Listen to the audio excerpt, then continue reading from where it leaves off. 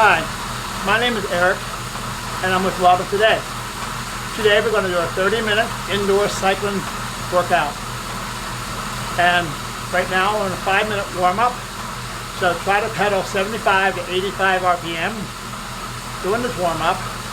Remember, we're just warming up, go easy. And you're going to go a little harder as you go through those 5 minutes. And I'm going to talk about a little bit form as we go along. After the warm-up, we're going to go into another 5 minutes at a higher cadence. Then we're going to go into climbing for 5 minutes, 5 intervals out of the saddle, followed by 5 sprints, and then a cool down. So when we ride, and make sure again, 75 to 85 RPM, and you're going to start easy. Now if you don't have an RPM counter, just try to follow my cadence. I'm going to drop my RPM down to 85 here. And there are 3 ways to gauge your workout. Heart monitor, if you're familiar with that, have that, that's great. Or a power meter, that reads watts, measured by a meter on your bike or your trainer. I'm following my power on my trainer here. Or by perceived effort. At a perceived effort, right now you want to be going on a scale of 1 to 10, probably about 2 or 3. And gradually warm up. Now positioning the bike, there are multiple positions you can do. Right now I'm in the most common position, ends up on top of the bars here, either in the curves or further down on what we call on the hoods. This position allows you to use the brakes easily on the road, but we're not going to be braking today. So back on the curve here, or you can ride the tops up here. This is the common position for climbers. So they can ride the tops, minimize rocking the body. Now to climb out of the saddle, they want to be as wide as possible. The same for sprinting. You can also ride in the drops, down on the handlebars here. That's for run faster, windy days, get your flow, your position down. You always want to keep your elbows bent, whether you're in the drops or even on the tops here. That gives you better control of the bike. If by chance someone you're riding with bumps into you, you're straight arm, you can be knocked off line pretty easily. So keep your elbows bent. We're 3 minutes into the warm-up, 2 minutes to go before we speed up our cadence.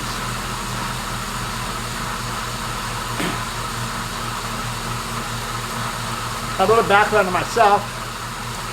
I started out racing in the late 70s and continued through the 80s. I went as far as the Olympic trials in cycling, and then I retired and came back in the 90s as a Masters rider. And now I continue to just enjoy riding, although I still like to race the occasional race in club series. So whatever your background, this workout's good to give you a variety of exercise drills.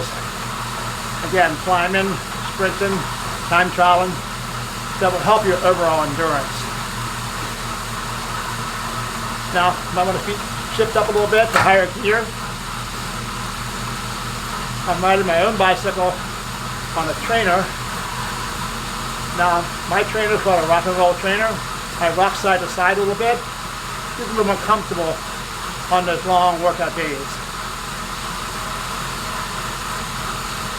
We've got 45 seconds to go. So right now your perceived effort should be going up a little bit.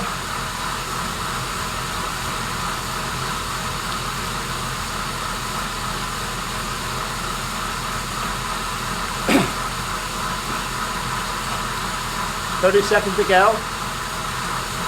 So in 30 seconds we're going to go faster and maintain a higher cadence. 85 to 100 is what we're looking for.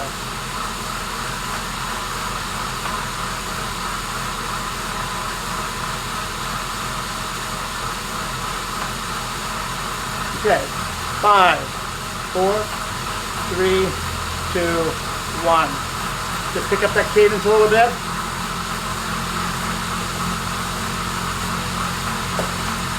If by any chance you have trouble reaching a higher cadence of 85 to 100, I'm going to shift down a little bit, whether it be a gear shifter or level on your bike trainer.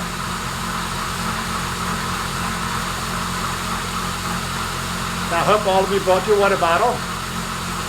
I recommend every 5 to 10 minutes take sips of water. Having a towel is good. Wipe off perspiration, because sitting indoors, you're going to sweat.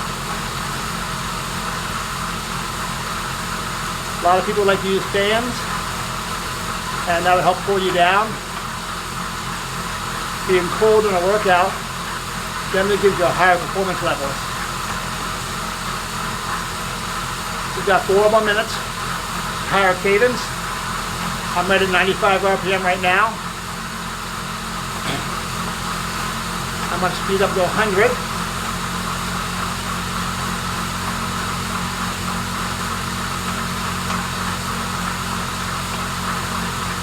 I tend to favor higher cadences. It gives me less torque in my knee. And when you train indoors at a faster cadence, it helps when you go outside to naturally slow down 5 to 10 RPMs, because I have to concentrate on everything outside. If I spin it faster, I avoid over gearing outside.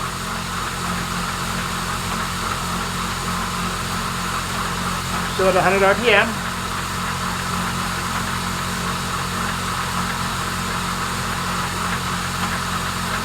if you can maintain 100 RPM at 3 minutes to go, try to shift up a gear.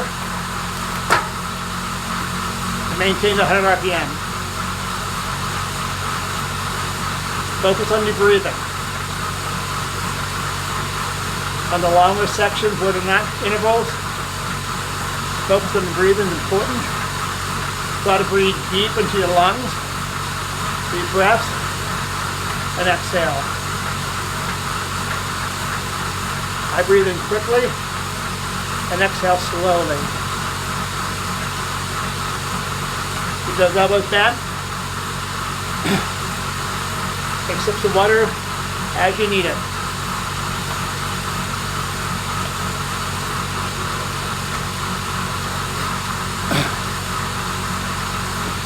Minutes to go.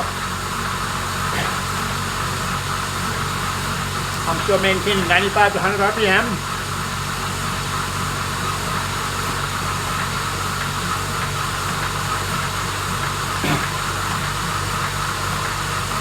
Maintain this effort.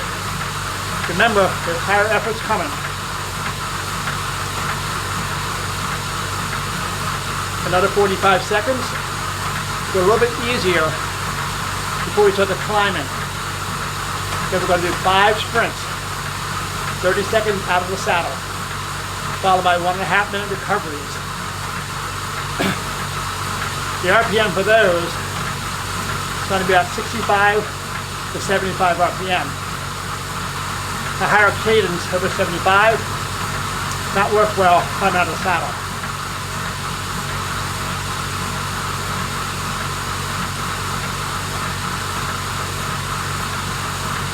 I'm going to shift down and keep the cadence up, but a little easier.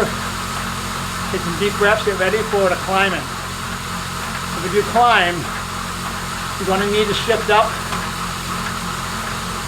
a few gears or levels. I'll probably go up 4 or 5 times, get a comfortable level to create a slower RPM to climb.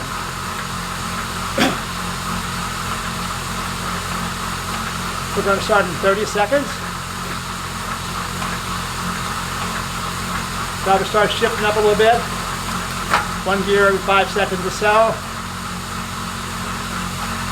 See your RPM drop down about 5. 15 seconds to go. Drop down again. And again. Let it drop down in bigger gear. The higher level. Here we go. Get ready for 30 seconds. Out of the saddle. Your elbows loose.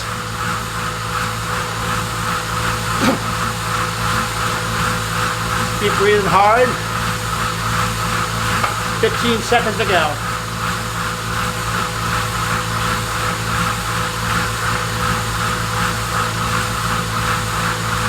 5, 3, 2, and sit down and shift down. Lower level, lower gears. Gonna recover. Find that RPM is good for you. Bring the heart rate down. Couple deep breaths.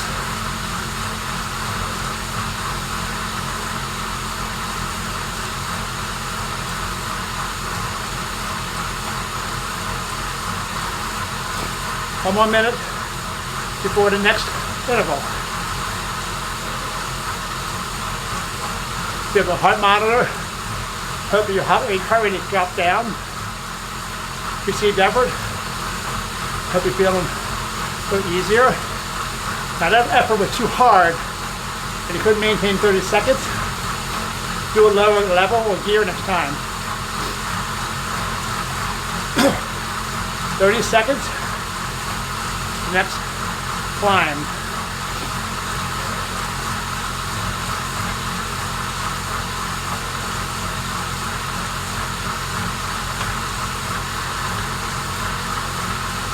"15 seconds. I'm shifting up. Getting that big gear. 3, 2, out of the saddle and climb. 30 seconds. You can do it.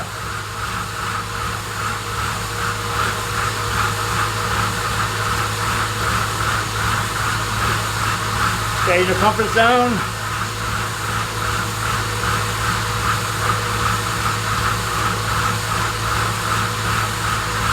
"10 seconds.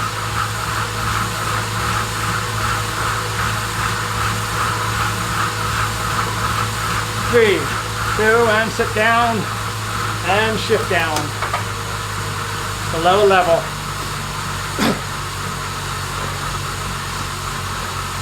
When you climb, use different muscles. So it's good to learn different skills, not just always riding in the saddle. Because you can use different muscles to recover throughout the ride.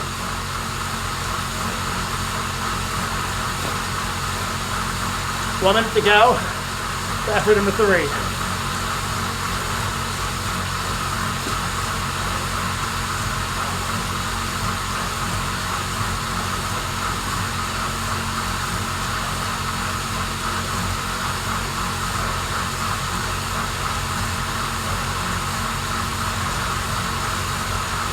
I try to imagine myself trying to climb like in the Tour de France. Famous climb is Alpe d'Huez. Much longer climb than we're doing right now. Try to focus, visualize what you're doing. 40 seconds, the next climb.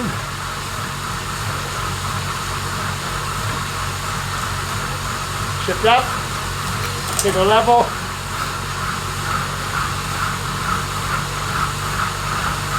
Five seconds. And go, out of the saddle, 30 seconds. You can do it. Alpe d'Huez.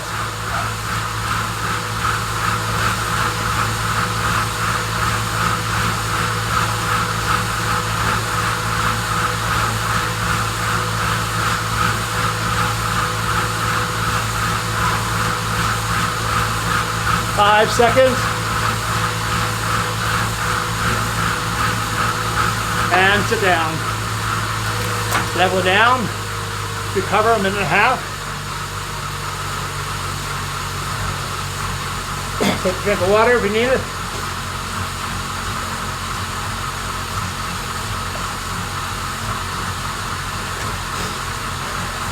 Wipe off that perspiration.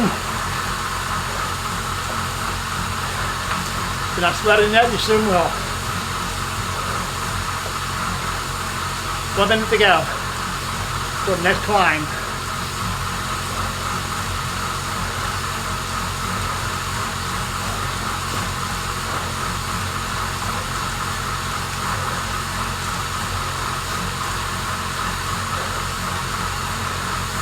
These drills are useful for anyone who rides on a road or a mountain bike. Mountain bikers may do a little more climbing out of the saddle,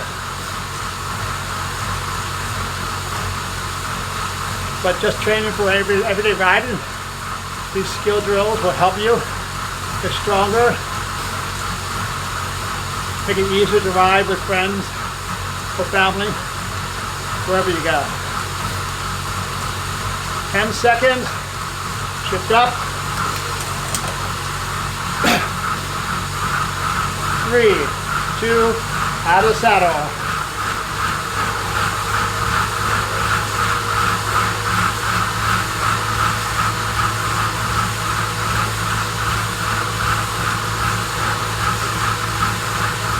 Feel those quads pushing down on the pedals, using the body weight, get more leverage on the cranks. 5 seconds. And sit down, shift down, level down. Deep breaths, recover.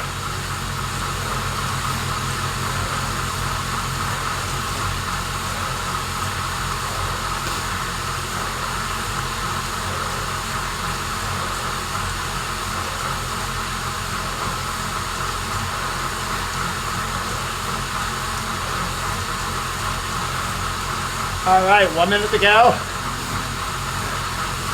for the next effort. This will be hill climb number 5. Get a drink if needed.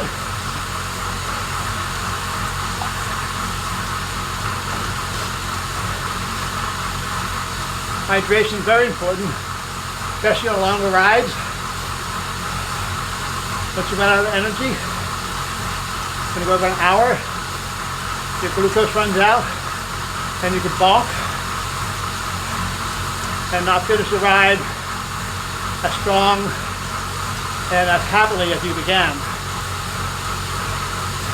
All right, 15 seconds, the final climb drill. Come on, shift up. Just the king of the mountain climb. Last one. 3, 2, and go.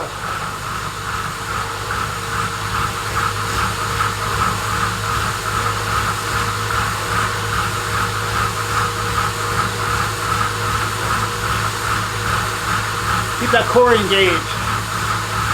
Push that power into the pedals.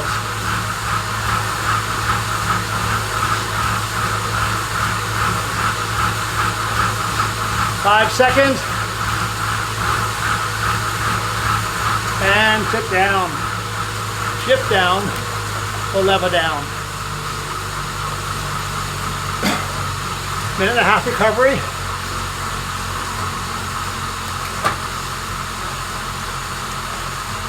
Maybe an extra gear lower in this recovery.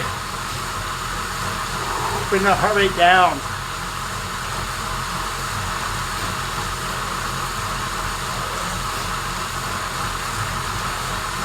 All right, in 1 minute, we're going to do a time trial. Time trial will be 2 minutes long, followed by a 3-minute recovery.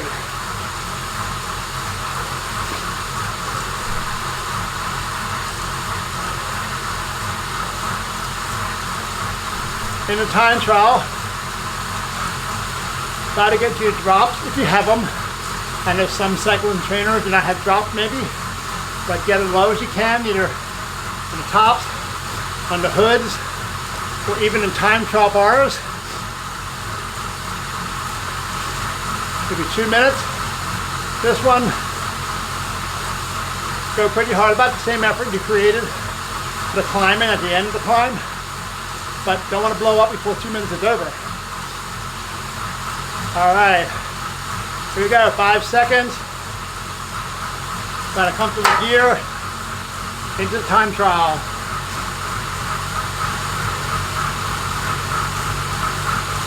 Whenever you get low on the bike, it's not quite as efficient as being on the tops if you haven't trained this way. It constricts the lungs more, and different muscles are being used, top of the quads. So, but eventually, if you want to get low, to race, do a triathlon, is make sure you train a trainer the same position you ride on the road.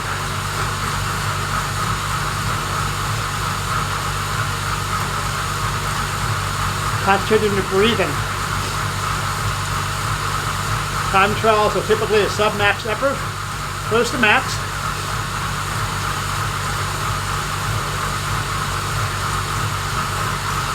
One minute to go.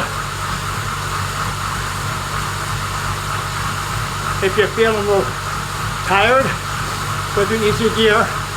Try to maintain that 90 to 100 RPM. If you're feeling pretty fresh, try to shift up. Push it. 45 seconds. Concentrated form. Keep your hips stable. Keep planted in the saddle.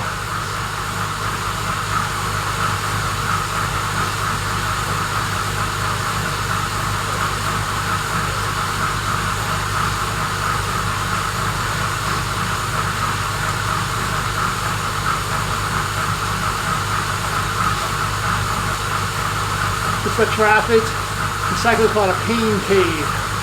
Pushing it hard. 10 seconds. 1 minute there. Push that pain back into the cave. All right, sit up. 3-minute recovery. Drop that cadence down to 80 to 90. Working the breathing. Keep that heart rate coming down lower.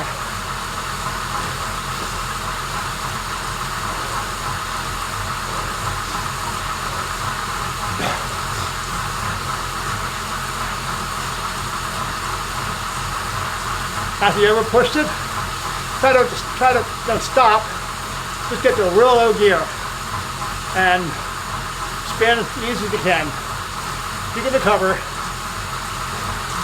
Tendency a lot of people is to stop after a hard effort, and that doesn't help the muscles stay loose for the next effort.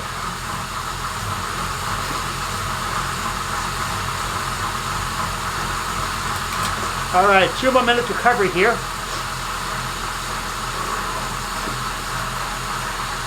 Stay with me.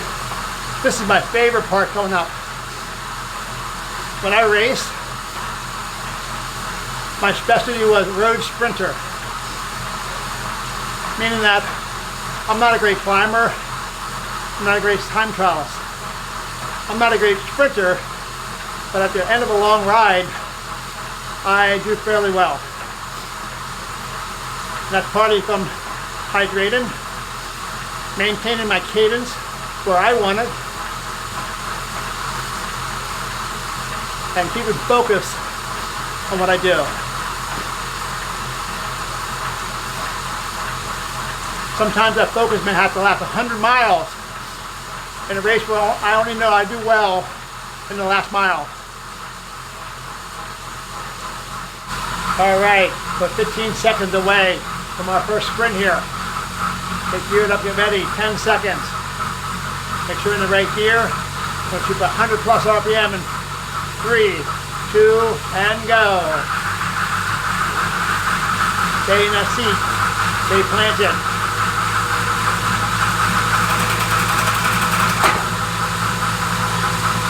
Come on, you can do it.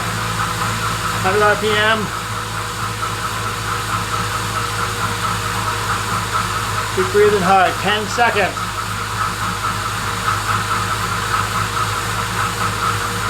5 seconds. And minute and a half recovery. Shift down if we need to. Deep breath. Bring the heart rate back down. Doing like 80 to 90 RPM. Recover. For sprint number 2.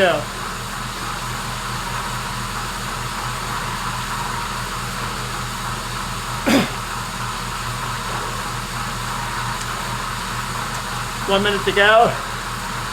for sprint number 2.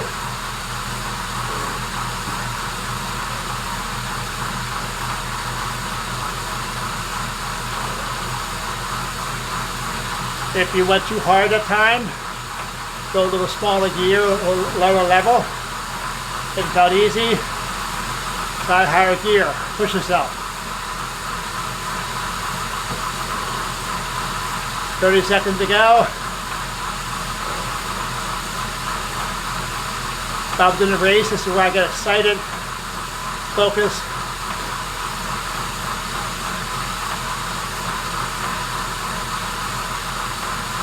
$15 seconds to go.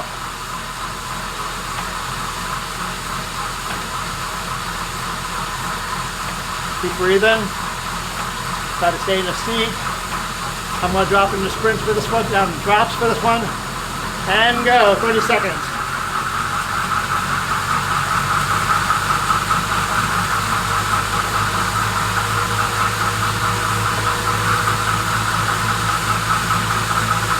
$15 seconds, halfway there.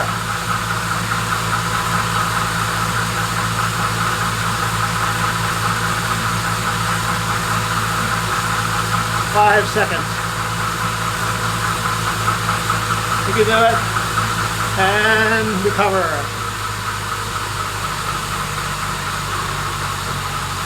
Couple deep breaths. Shift down if you need to.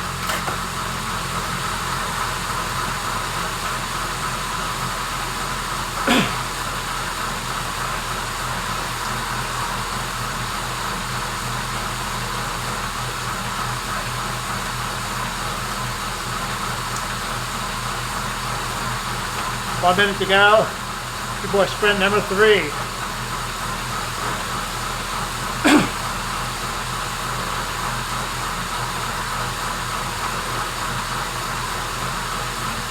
I don't know if you ever watched the bike race in person or on TV,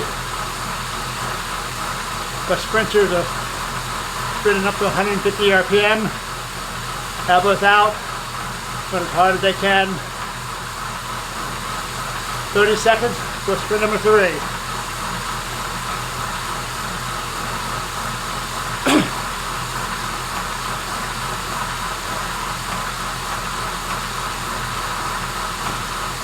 $15 seconds. Okay, that my drops. Get firm on the seat. 3, 2, and go. Get the RPM up. 140 RPM.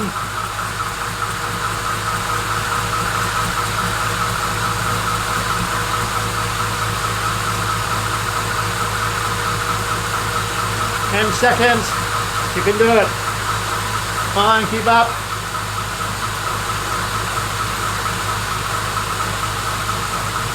And stop.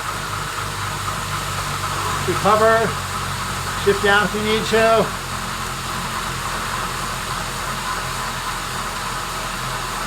Three sprints down. 2 to go. Then a pull down.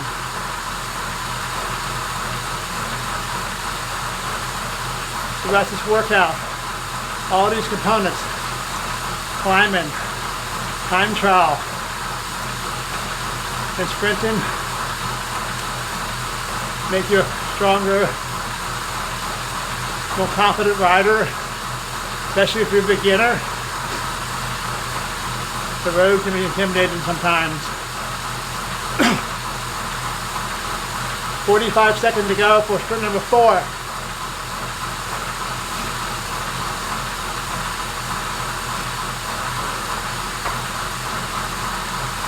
$30 seconds.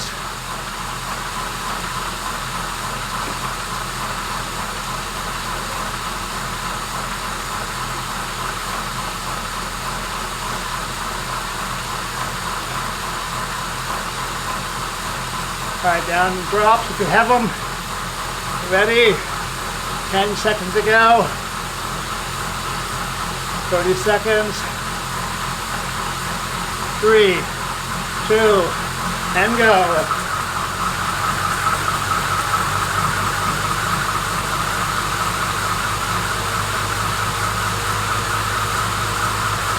Keep smooth. Keep those feet going in the circle. Pedal, pedal. 10 seconds.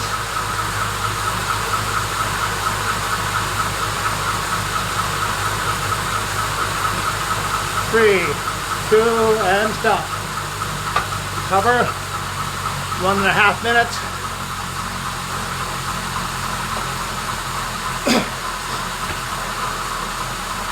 One more sprint.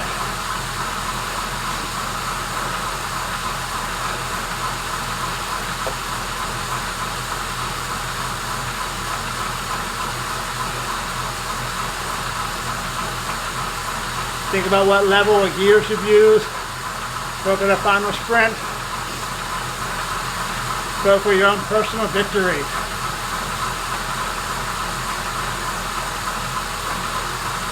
"50 seconds to go for the final sprint. As soon as the sprint's over, go to a 5-minute cool down.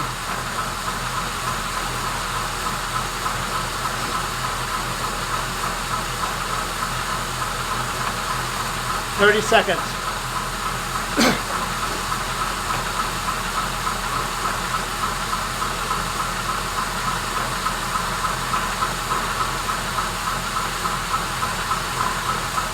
Get to my drops now. 10 seconds.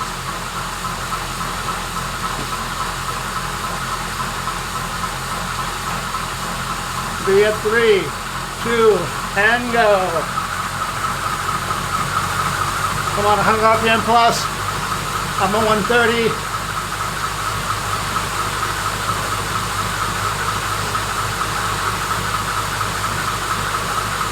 The more you spin and sprint, the more comfortable you get at the RPM. 10 seconds to go. Come on. 5. And finish. All right. Good job. 5-minute cool down. Don't stop pedaling. Always going to keep moving after your hard efforts. Even just a very slow spin. Bring the heart rate down gradually.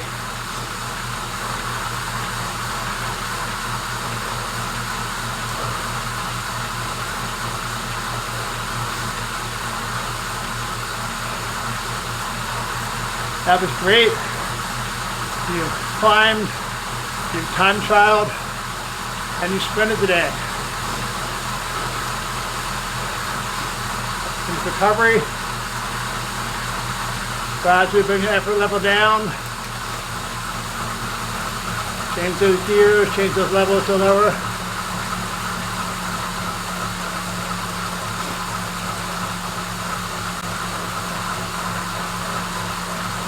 Four minutes to go. Cooling down.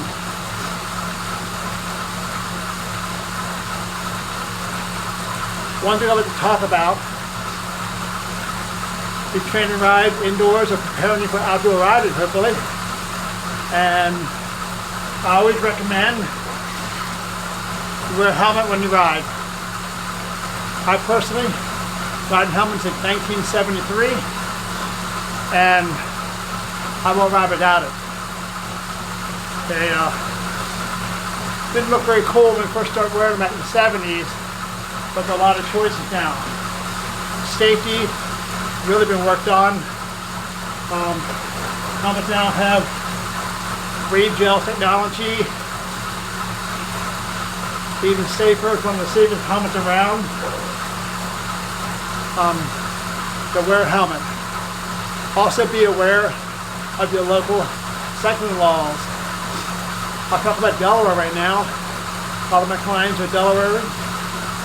So in 2017, Delaware created the Bicycle-Friendly Bicycle Act. And it's a unique law, and only one other state in the country is even similar to it. The 5 major components to it: One is bicycle traffic signals. They have special lights, and the main location for this particular bicycle signals would be Newark, Delaware. Newark, Delaware Avenue has a bicycle green light with a bike in it to help bikes keep intersections safer. Most serious bicycle crashes occur at intersections. Either the rider by themselves crashing or being hit by a car who's not aware that they're there. Another law is requiring motorists to change lanes when passing cyclists. It used to be a 3-foot rule or a 4-foot rule in Pennsylvania, but now in Delaware requires motorists to go in the opposite lane when it's safe for them to do so, even when it's a double yellow line, past a cyclist, give them plenty of room. Also, motorists are forbidden to honk horns at cyclists when passing, or for any reason, except if there's imminent danger to a cyclist from some other situation.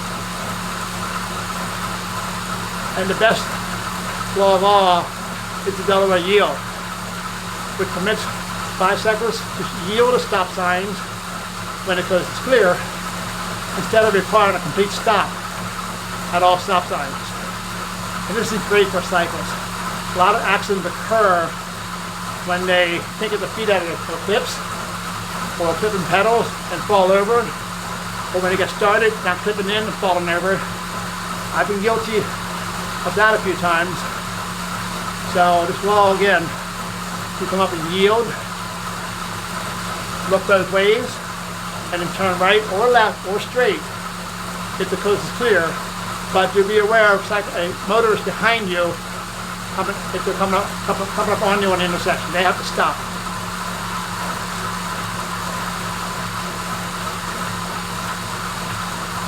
We're in the last minute for a cool down here.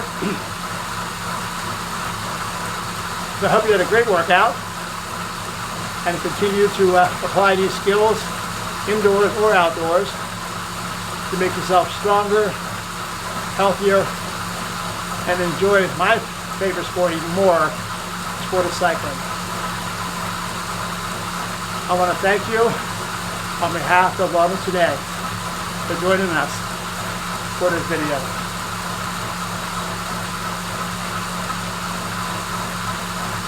Have a great day from Wellness Today.